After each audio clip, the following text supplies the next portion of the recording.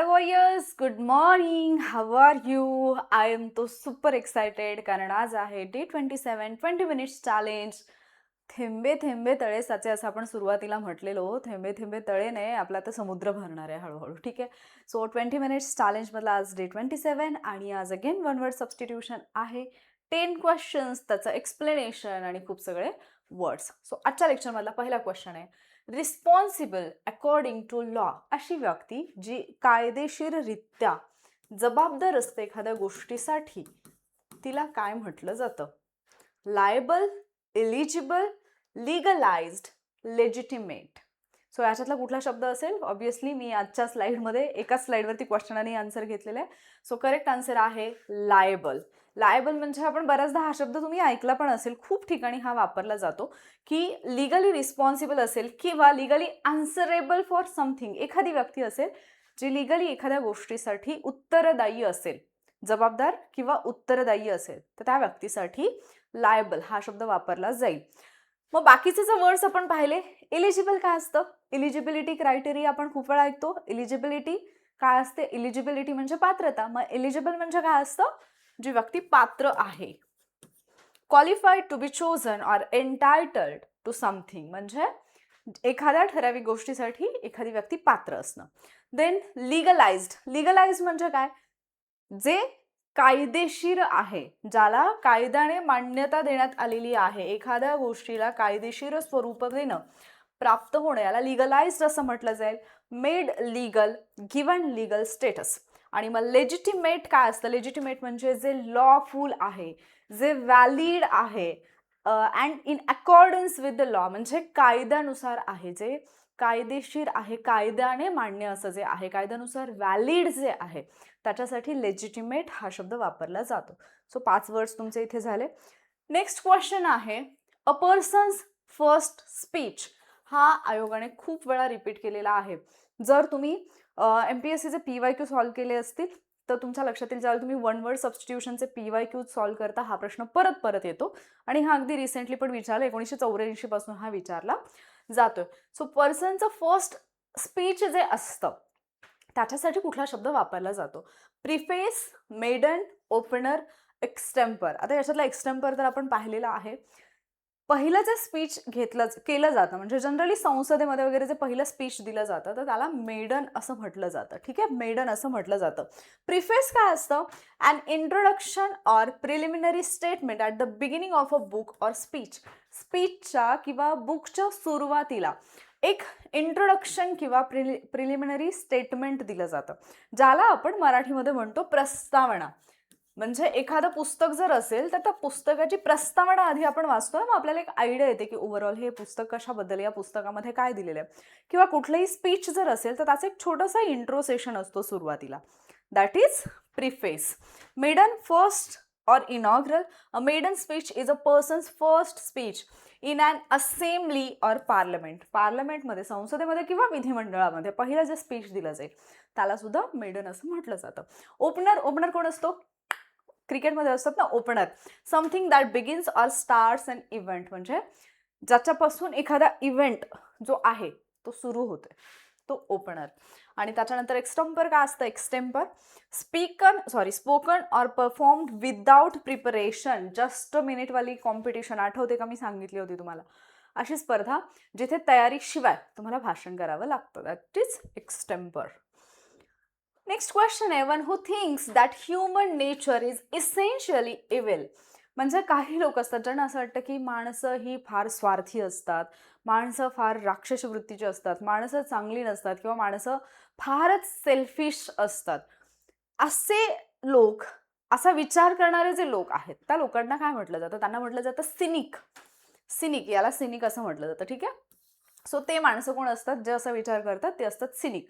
म्हणजे ते स्वार्थी नसतात, ते असा विचार करतात की लोक स्वार्थी आहेत खूप. ठीक आहे. मग याच्यामध्ये बाकीचे जे 3 शब्द दिलेले आहेत ते आपण पाहिलेले आहेत ऑलरेडी. ॲग्नोस्टिक काय असतं? Agnostic, a person who believes that the existence of God is unknown or unknowable. म्हणजे काही लोकांना शंका असते, देव आहे की नाही. म्हणजे त्यांचं म्हणणं असंही नसतं की देव आहे, असंही नसतं की देव नाहीये, पण त्यांना शंका असते देव आहे किंवा नाही. याच्यामध्ये जे गोंधळलेले असतात दॅट इज ॲग्नोस्टिक.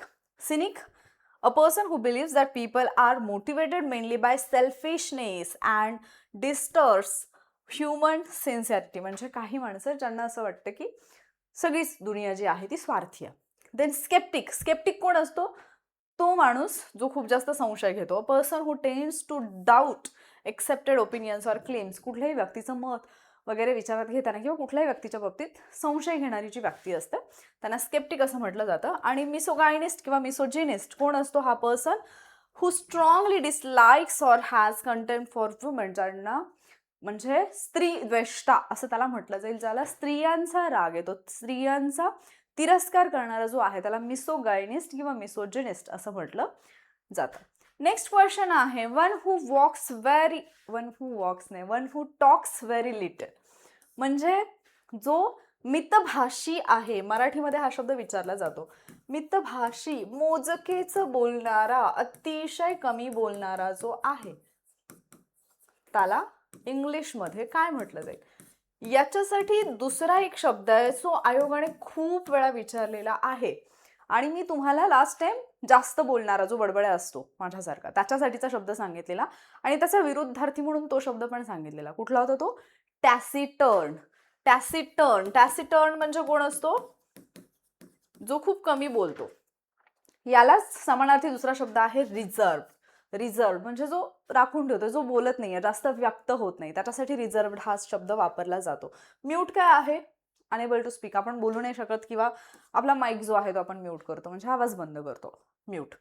त्याच्यानंतर फ्लेगमॅटिक. फ्लेगमॅटिक काय असतं? काम आणि emotional and not easily excited. काही माणसं असतात पहा की त्यांना हलवणं इतकं सोपं नसतं, त्यांना रागाला घालवणं एवढं सोपं नसतं किंवा त्यांना कुठल्याही इमोशनच्या बाबतीत ते असं पटकन रिॲक्ट नाही होत.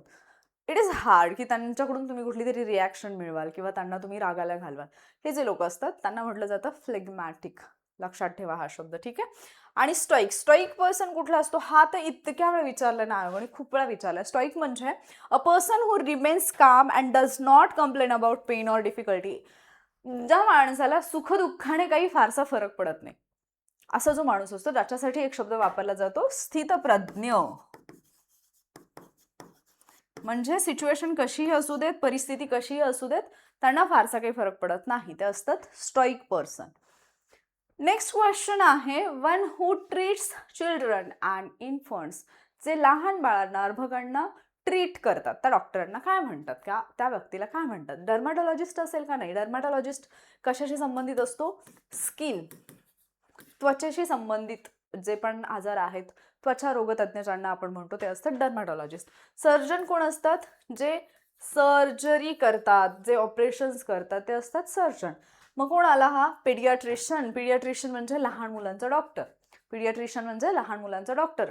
One who treats children and infants, that is pediatrician, a doctor who specializes in the medical care and treatment of children and infants. आणि त्याच्यानंतर चौथा ऑप्शन आहे gynaecologist. Gynaecologist a doctor who specialises in the female reproductive system. म्हणजे ज्यांना आपण स्त्री रोगतज्ञ असं म्हणतो, ठीक आहे, ते असतात गायनाकोलॉजिस्ट. नेक्स्ट क्वेश्चन आहे a person not sure of the existence of God. ती व्यक्ती जी परमेश्वराच्या अस्तित्वाबद्दल शुअर नाहीये, म्हणजे त्याला आहे की नाही देव हेच माहिती नाहीये, तिला काय म्हटलं जातं? तर आत्ताच आपण पाहिलं होतं मागच्या प्रश्नामध्ये ऑप्शनमध्ये होता ॲग्नॉस्टिक. ॲग्नॉस्टिक म्हणजे तो व्यक्ती ज्याला देव आहे की नाही याच्याबद्दल कन्फ्युजन आहे. थिस्ट म्हणजे कोण असतो? A person who believes in the existence of God. देव आहे असा जो मानतो, ज्याला आस्तिक म्हणतो आपण मराठीत, तो आहे थिस्ट. देव नाही असं जो म्हणतो, देवाचं अस्तित्व ज्याला मान्य नाहीये, त्याला आपण मराठीत म्हणतो नास्तिक. इंग्लिशमध्ये त्याला म्हणतो आपण atheist. A person who does not believe in the existence of God. आणि या दोन्हीही बाबतीत कन्फ्युज जो आहे हेही माहिती नाही हेही माहिती नाही, आय एम नॉट शुअर बाबा की देव आहे की नाही, तुमचं तुम्ही पहा, तो असतो agnostic. A person who is not sure whether God exist, ठीक आहे. आणि सिनिक कोण आहे? आत्ताच आपण पाहिलं होतं person who distrust people's trusts people's motives and believes people are mainly selfish. असं ज्याला वाटतं की दुनिया स्वार्थी आहे ते असतात सिनिक. नेक्स्ट क्वेश्चन आहे a person who collects coins. हा पण खूप वेळा विचारलेला आहे. ज्या माणसाला कॉइन्स, नाणी, नोटा वगैरे जमा करायची सवय असते, नाणी जमा करायची सवय असते, त्याला काय म्हणतात? त्याला म्हटलं जातं न्यूमिस्मॅटिस्ट. न्यूमिसमॅटिस्ट. ठीक आहे. मग हे बाकीचे कोण आहेत 3? फिलॅटेलिस्ट कोण असतो? फिलॅटेलिस्ट ज्याला पोस्टाचे जे स्टॅम्प असतात, तिकीट्स असतात, ते कलेक्ट करायची आवड असते, अशी जी माणसं असतात. अ person who collects and studies postage stamps, postal stamps वगैरे जे असतात ते कलेक्ट करणारे आणि स्टडी करणारे जे लोक असतात ते असतात philatelist. Numismatist, a person who collects or studies coins, currency and medals, ज्यांना कॉइन्स, करन्सी किंवा मेडल्स कलेक्ट करणं, त्यांचं स्टडी करणं याच्यामध्ये आवड आहे ते. नार्सिसिस्ट कोण असतात? Narcissist, a person who has excessive admiration for themselves. काही माणसं असतात जी स्वतःच्या दुनियेत इतकी मशगूल असतात आणि स्वतःसाठीच, म्हणजे जे काही आहे ते मी आहे असे जे लोक असतात ते नार्सिसिस्ट असतात. ठीक आहे. म्हणजे स्वतःला खूप जास्त, म्हणजे अति इम्पॉर्टन्स देणारे जे लोक आहेत ते. फॅटलिस्ट, फेट म्हणजे काय असतं? दैव. जे दैववादी आहेत, दैवावरती विश्वास ठेवणारे जे आहेत, दैवावरती विश्वास, नियतीवरती विश्वास ठेवणारे जे आहेत. A person who believes that events are determined by fate, म्हणजे जे काही घडतंय ते नियतीचा खेळ आहे, जे काही घडतंय ते दैवामुळे घडतंय. खेळ कुणाला? दैवाचा कळला. ते जे आहेत ते आहेत फॅटलिस्ट. ठीक आहे. नेक्स्ट क्वेश्चन आहे, a person who sneaks in to a country, अशी व्यक्ती जी दुसऱ्याच्या देशामध्ये प्रवेश करतीये त्याला म्हटलं जातं इन्फिल्टरेटर. इन्फिल्टरेटर म्हणजे कोण? A person who secretly enters a place or country especially for a harmful or unauthorized purpose. म्हणजे एखाद्या हार्मफुल किंवा अनऑथराइज्ड, म्हणजे ज्याला ऑथॉरिटी नाहीये, अशा पर्पजसाठी एखादी व्यक्ती दुसऱ्या देशामध्ये घुसतीये, प्रवेश करतीये, तिला म्हटलं जातं इन्फिल्टरेटर. याच अशाचा एक शब्द मी तुम्हाला सांगितलेला होता. त्याच्या ट्रिकमध्ये मी तुम्हाला SP हे पण सांगितलेलं होतं. तो शब्द कुठला आहे ना, तो मला कमेंटमध्ये सांगणार आहात. SP ही ट्रिक होती त्याची, SP वरून सुरू होणारी. आता मी ट्रिक सांगितलं तर अख्खा शब्द मला सांगावा लागेल. जरी तो SP असा असेल तरी ESP नी तो सुरू होत होता. कुठला शब्द आहे तो तुम्हाला कमेंटमध्ये सांगाल. ठीक आहे. स्निपर कोण असतो? A person train to shoot accurately from a concealed position. काही लोक असतात जे लपून शूट करतात, म्हणजे जे आडोशावरून शूट करतात बट ॲक्युरेटली शूट करतात, ते असतात स्निपर. त्याच्यानंतर आहे इन्व्हेडर. इन्व्हेडर आठवतो का? इन्व्हेडर झालाय आपला. ठीक आहे. Invader, a person or group that enters a country or place by force to take control, म्हणजे जे आक्रमणकर्ते आहेत, फोर्सनी, जबरदस्तीने एखाद्या प्रदेशावरती ताबा मिळवण्यासाठी जे आलेले आहेत, ज्यांनी आक्रमण केलेलं आहे, दॅट इज इन्व्हेडर. आणि अग्रेसर कोण असतो? अग्रेसर पण आपण पाहिला होता, आठवत असेल तुम्हाला. Aggressor, a person or country that initiates an attack or aggression, जे पहिल्यांदा अटॅक करतो, जो पहिल्यांदा हल्ला करतो, तो असतो अग्रेसर. नेक्स्ट क्वेश्चन आहे, place where birds are kept. हा झालेला शब्द आहे, जिथे पक्ष्यांना ठेवलं जातं, ज्याला आपण काय म्हणतो? पक्षीघर. पक्षीघर म्हणजे काय आहे? एव्हियरी. काय आहे? एव्हियरी. मग बाकीचे शब्द, झू मध्ये काय असतात? झू मध्ये असतात animals. A place where wild and other animals are kept for public viewing. Zoo मध्ये आपण जातो ना, प्राणी संग्रहालय, ते असतं झू. अपायरी काय असतं? A place where bees are kept and honey is produced. मधमाशा जिथे ठेवल्या जातात आणि तिथून मध त्यांच्याकडून मिळवला जातो, दॅट इज अपायरी. आर्मरी काय असतं? A place where weapons and military equipments are stored. म्हणजे मिलिटरीचे जे इक्विपमेंट्स आहेत, जे शस्त्र आहेत, याला मराठीमध्ये शब्द काय आहे? शस्त्रागार. ठीक आहे. आणि एव्हियरी काय आहे? A place where birds are kept specially for breeding or public display. Public डिस्प्लेसाठी किंवा ब्रीडिंगसाठी जे पक्षी ठेवले जातात ते ठिकाण. नेक्स्ट क्वेश्चन आहे, a list of explanations of words especially unusual ones at the end of a book. म्हणजे पुस्तकाच्या शेवटी अशा काही शब्दांची यादी दिलेली असते जे अनयुज्युअल असतील, म्हणजे जे मे बी आपल्याला माहिती नाही आहेत, अपरिचित शब्दांची एक यादी दिलेली असते पुस्तकाच्या शेवटी. त्याला काय म्हटलं जातं? Appendix, index, glossary, bibliography. हा तर तुम्ही एलिमिनेट करूच शकला असतात.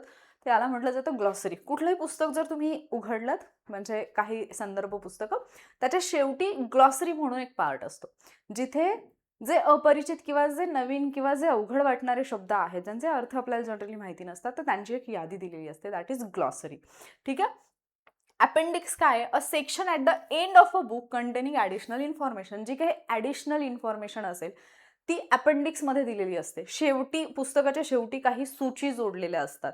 त्याच्या सूची असतात त्यांना अपेंडिक्स असं म्हणतात. म्हणजे सूची 1, सूची 2. कायद्यामध्ये पण असतं पहा की एखादा ॲक्ट असतो त्याच्यामध्ये म्हणजे काही कलम असतील समजा 40-45 कलम आहेत, तर 1 ते 45 कलम असतात आणि शेवटी 2 सूची जोडलेल्या असतात. That is appendix. म्हणजे 2च असतात असं नाही, किती असू शकतात, बट जस्ट ॲन एक्झाम्पल म्हणून सांगितलं. इंडेक्स काय असतं? And alphabetical list of names, subjects or topics with reference to the pages where they are appear. Index म्हणजे काय असतं? मराठीमध्ये अनुक्रमणिका. ग्लॉसरी पाहिलं आपण. आणि बिब्लिओग्राफी काय आहे? A list of books, articles and other sources used or referred to in a work. एखाद्या कामासाठी ज्या काही म्हणजे जे काही संदर्भ वापरलेले आहेत त्यांची जी सूची असते ती असते बिब्लिओग्राफी. ठीक आहे. तर अशा पद्धतीने आपण आजचे 10 वन वर्ड सबस्टिट्यूशनचे क्वेश्चन्स, त्याच्यासोबत बाकीचे 3 ऑप्शन असे एका स्लाइडवर 4 शब्द असे 40 शब्द जे आहेत ते कंप्लीट केलेले आहेत. याच्यातले काही शब्द हे रिपीट झालेले आहेत आधीच्या लेक्चर्समधून, बट ते तुमचे स्ट्रॉंग होतात. ठीक आहे. So I hope he series तुम्हाला खूप जास्त हेल्प करत असेल. ऑब्व्हियसली तुमच्या मागच्या व्हिडिओच्या रिस्पॉन्सवरून, कमेंटवरून तर हे लक्षात आले, म्हणूनच ही सिरीज मी कंटिन्यू करते. सो आजचं लेक्चर तुम्हाला हेल्पफुल वाटलं असेल तर लाईक आणि शेअर नक्की करा. दिलेला होमवर्क किंवा जे क्वेश्चन्स विचारले त्यांचं उत्तर नक्की द्या मला कमेंटमध्ये. आणि पुढचे व्हिडिओज पाहण्यासाठी, वेळेवरती लेक्चर्स तुम्हाला मिळावेत, नोटिफिकेशन मिळावे याच्यासाठी चॅनलला सबस्क्राईब नक्की करा. लवकरच भेटूयात आपण पुढच्या लेक्चरमध्ये. तोपर्यंत स्वतःची काळजी घ्या, छान छान खुश राहा आणि अभ्यास करा. थँक्यू.